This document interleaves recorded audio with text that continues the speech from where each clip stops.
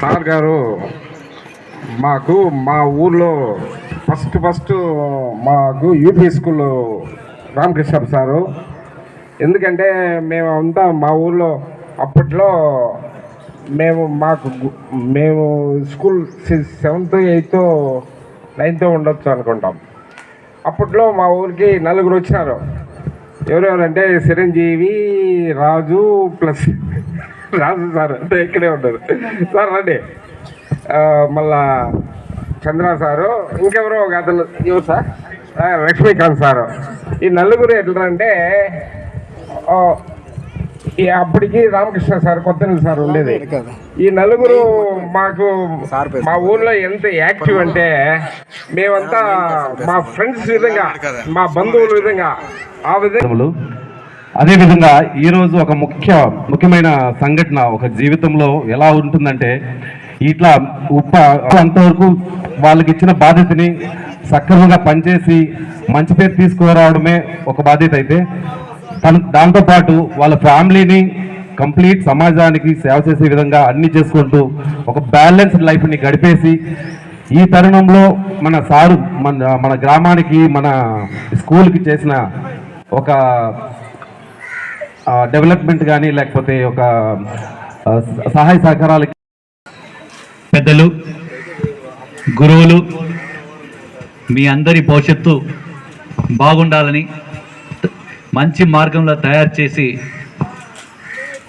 మీకు మంచి భవిష్యత్తుకు నాంది పలుకుతూ ఈ స్కూల్ని అన్ని విధాలుగా కూడా ఒక క్రమశిక్షణ కలిగినటువంటి స్కూల్గా తయారు చేసి టీచర్లలో కానీ విద్యార్థుల్లో కానీ ఒక క్రమశిక్షణ తీసుకువచ్చి ఈరోజు ఈ స్కూల్ని ఇంకా పదవి విరమణ పొందుతున్నటువంటి మీ అందరి యొక్క అభిమాన ఉపాధ్యాయులు హెచ్ఎం గారు చంద్రశేఖర్ గారికి నా హృదయపూర్వక పదవి విరమణ శుభాకాంక్షలు తెలియజేసుకుంటూ,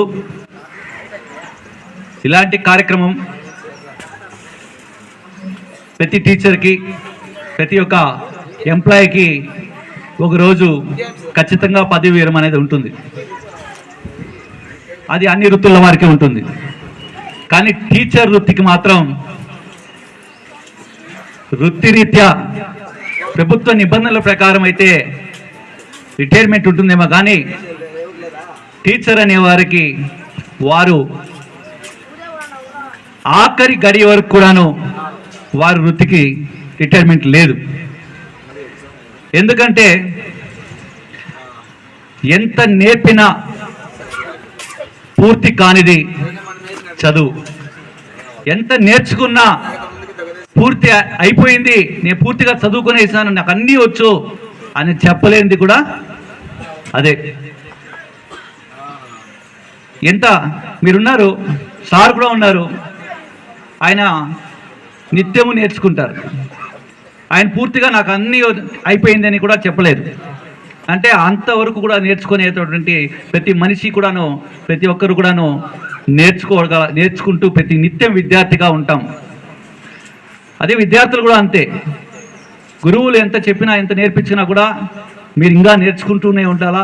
జీవితంలో మనం ఆఖరి గడి వరకు కూడా నేర్చుకుంటాను అనేవారే నిజమైనటువంటి సమాజంలో సమాజానికి ఉపయోగపడేటువంటి సమాజ సేవకులుగా, సమాజానికి ఒక నిర్దేశకులుగా ఉంటారు. అటువంటి వృత్తిలో ఉన్నారు కాబట్టి సార్కి ఆఖరి నిమిషం వరకు కూడా సారు రిటైర్మెంట్ లేదు. ఆయన ఎప్పుడు కూడా రిటైర్మెంట్ కాకుండా ఎక్కడున్నా, ఏ ఊర్లో ఉన్నా, ఎక్కడ గ్రామంలో ఉన్నా కూడా తన వంతుగా తనలో ఉన్నటువంటి విద్యని 10 మందికి పంచుతూ 10 మందిని ఈ సమాజానికి ఉపయోగపడేటువంటి పౌరులుగా తయారు చేసే దాంట్లో భాగస్వాములుగా ఆఖరి నిమిషం వరకు కూడా ఆయన ప్రయత్నం, ఆయన ప్రయాణం కొనసాగుతుందని, సాగాలని మనస్ఫూర్తిగా కోరుకుంటున్నా. అదేవిధంగా విద్యార్థులు ఈరోజు ఈ స్కూలు గరిగిచేపల్లి స్కూల్కి చూస్తూ ఉంటే చాలా బ్రహ్మాండంగా ఉంది. మా వేదిక మీద ఉన్నటువంటి మా నాయకులు ఉన్నారు. అందరూ కూడా ఈ యొక్క స్కూల్ ఇక్కడికి రావడానికి ఈ వేదిక పైన ఉన్నటువంటి మా నాయకులందరూ కారణం. ఒకప్పుడు గరిగిచేపల్లి అంటే ఒక చిన్న స్కూల్ మాత్రమే ఉండేది. ఈరోజు హై స్కూల్ తీసుకుని వచ్చి ఈ హై స్కూల్లో కూడా అన్ని సౌకర్యాలు, మంచి గ్రౌండ్, మంచి ప్లేసు, ఇన్ని రకాలుగా సౌకర్యాలు అందిందంటే ఈ స్కూల్కి మా నాయకుల యొక్క కృషి, అదేవిధంగా మన అందరి యొక్క నాయకుడు చంద్రబాబు నాయుడు గారు రాష్ట్ర ముఖ్యమంత్రి వారి యొక్క స్ఫూర్తితో వారు ఇచ్చినటువంటి ఈ యొక్క డెవలప్మెంట్తో ఈరోజు స్కూల్ ఈ స్థాయిలో ఉంది అని కూడా ఈ సందర్భంగా తెలియజేసుకుంటూ, ఆ విధంగా కృషి చేసినటువంటి మా ఈ గరిగిచినేపల్లి నాయకులందరికీ కూడాను పేరు పేరున నా హృదయపూర్వక ధన్యవాదాలు, నమస్కారాలు తెలియజేసుకుంటూ, అలాగే ఈ స్కూల్కి సంబంధించినటువంటి ఉపాధ్యాయులు కానీ అలాగే విద్యార్థులు కానీ అందరూ కూడా నిజంగా సారు చూపించినటువంటి క్రమశిక్షణతో మార్గంలో బ్రహ్మాండంగా తయారయ్యి చూస్తూ ఉన్నాను. ఎందుకంటే మామూలుగా అయితే ఏదైనా స్కూల్లో ఫంక్షన్లకు పోయినామంటే పిల్లలు వాళ్ళ ఇష్టానికి వాళ్ళు మాట్లాడుకుంటూ ఉంటారు, టీచర్లు వాళ్ళ ఇష్టానికి వాళ్ళు ఉంటారు. కానీ ఈ స్కూల్ నిజంగా చాలా గొప్పగా క్రమశిక్షణ కలిగినటువంటి విద్యార్థులు తయారు చేసినటువంటి సార్కి వాళ్ళ టీచర్లు. సారీ, మీరైతే నన్ను క్షమించాలి, మార్నింగ్ రావాల్సింది కుదరలేదు. ఇప్పుడు వచ్చాం. వేదిక మీద పెద్దలందరికీ మనస్ఫూర్తిగా మీరు అందరూ మమ్మల్ని క్షమించాలని చెప్పి మనం కోరుకుంటాను. ఎందుకంటే ఎంతో ఆశతో చంద్రశేఖర్ గారు మమ్మల్ని అందరినీ 2 సార్లు 3 సార్లు కలిశారు. ఈ మీటింగ్ రావాలని చెప్పి ఆయన రిక్వెస్ట్ చేశాడు. మేము కూడా రావాలని చెప్పి 10 గంటలకంతా రెడీ అయ్యాం. ఫోన్ చేశాను వెంకటేశ్వర, కుంజయ్య గారు వెంకటేశ్వర 1 గంట కన్నాడు.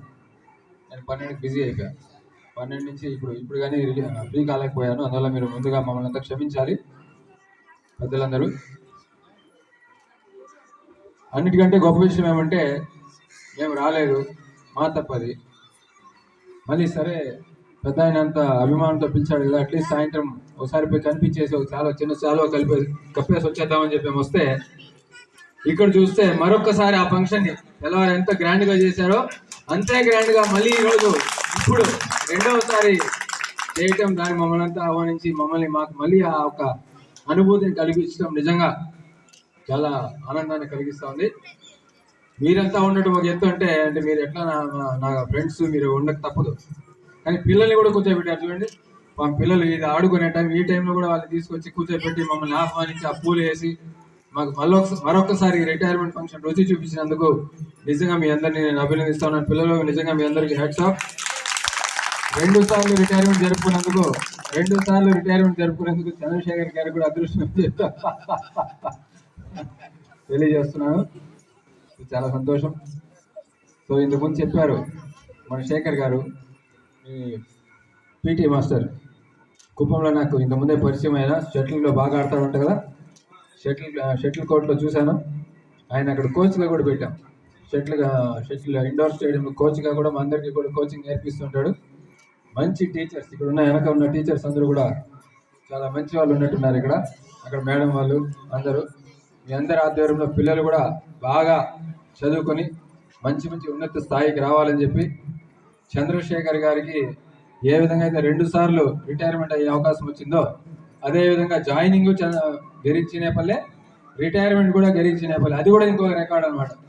అది ఆయన ఒక అదృష్టం. చాలా అరుదుగా దొరుకుతుంది 2 సార్లు జాయిన్ అవ్వటం, రిటైర్ అవ్వటం, ఒకే ఫంక్షన్ 2 సార్లు చేసుకోవడం. నిజంగా అదృష్టవంతుడు ఆయన. ఆయనకి మరి మనస్ఫూర్తిగా అభినందనలు తెలియజేసుకుంటూ, లేకపోతే చంద్రశేఖర్ గారు చెప్పారు స్కూల్ గురించి.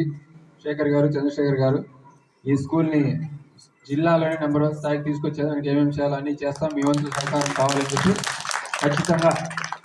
ఆల్రెడీ నారా చంద్రబాబు నాయుడు గారు మన ప్రియతమ నేత ఆల్రెడీ కుప్పంలోని అన్ని స్కూల్కి సంబంధించి ఏమేమి రిక్వైర్మెంట్స్ ఉందో అవన్నీ కూడా ఒక విజన్ డాక్యుమెంట్ అనేది ప్రిపేర్ చేయడం జరిగింది. కడా పీడీ గారి ద్వారా, శ్రీకాంత్ గారు ఎమ్మెల్సీ గారు, పిఎస్ మునిరత్నం గారు, అదేవిధంగా మన జిల్లా కలెక్టర్ మన సుమిత్ గారు అందరూ కలిసి ఒక విజన్ డాక్యుమెంట్ తయారు చేసి అందులో ఖచ్చితంగా గరిచినేపల్లికి సంబంధించి కూడా డెవలప్మెంట్ యాక్టివిటీస్ ఉంది.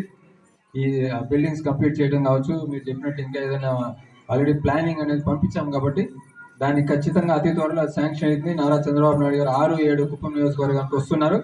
ఆ టైంలో కూడా ఆయన మనకి అనేకమైన వరాలు ఇస్తారు. దాంతో ఇది కూడా ఉండొచ్చు అని చెప్పి నేను ఎక్స్పెక్ట్ చేస్తున్నా.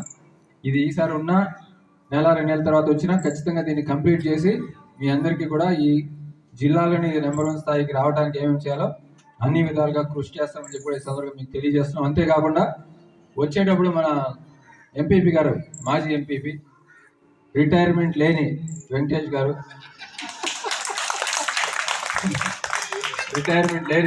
చెప్పారు ఈ స్కూల్కి ఎంత కష్టపడ్డారు, ఇక్కడ ఉన్న వాళ్ళందరూ కూడా ఏ విధంగా కృషి చేశారు. ఎవరో మురికోడు అని ఎవరు చెప్పారు, మురికి అన్న మీ వీళ్ళ పిన్నయ్య, ఆయన చిన్న పుట్టప్పున మురికోడు అనేవాళ్ళంట ఆయన్ని. అలాంటి ఒక పెద్ద ఆయనతో చేసి అంతా కలిసి ఈ స్కూల్ని ఈ లెవెల్కి తీసుకొచ్చాము అని చెప్పి ఆయన చెప్తుంటే ఆయనకే గర్వంగా చెప్పుకుంటూ వచ్చాడు అనమాట. అందువల్ల ఈ స్కూల్ ఎంత ఎదిగితే మా వెంకటేష్ సార్కి